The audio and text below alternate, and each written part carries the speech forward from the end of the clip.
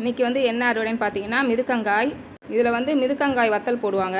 இது பழமாக இருந்ததுனால இதை அப்படியே எடுத்து சாப்பிட்லாம், நல்லாயிருக்கும்.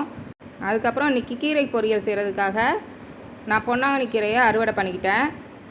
இது வந்து ரொம்ப நல்லது, கண்ணுக்கு ரொம்ப நல்லது அடிக்கடி சாப்பிட்டோம்னா. அன்றைக்கி அறுவடை பண்ணும்போது இந்த ஒரே ஒரு பாவக்காய் விட்டு போயிட்டாங்க, ஏன்னா மறைஞ்சிருந்தாங்க, அதனால் அறுவடை பண்ணல. இன்றைக்கி தான் அறுவடை பண்ணியாச்சு. இன்றைக்கி வந்து இன்னொரு 2 வெண்டைக்காயும் அறுவடை பண்ணியாச்சு. நல்லா சிகப்பாக இருக்கு பாருங்கள். அதுக்கப்புறம் பார்த்திங்கன்னா கத்திரிக்காய் ஏற்கனவே 2 அறுவடை பண்ணியிருந்தேன். அதுக்கப்புறம் பார்த்தா இன்றைக்கி கொஞ்சம் நல்லா வளர்ந்துட்டாங்க, ஒரு 5, 6 இருக்கும். நல்லா வளர்ந்து பெரிய காயாக ஆகிட்டாங்க. அதனால் இன்றைக்கி அறுவடை செய்ய போகிறேன். போன தடவை அறுவடை பண்ண 2 கத்திரிக்காய், அப்புறம் காராமணி, மணத்தக்காளி, பாவக்காய் எல்லாத்தையும் போட்டு ஒரு புளிக்குழம்பு மாதிரி வச்சுருந்தேன். ரொம்ப நல்லா இருந்தது. அந்த கத்திரிக்காய் வந்து நல்லா வெந்து ரொம்ப ருசியாக இருந்தது இந்த கத்திரிக்காய்.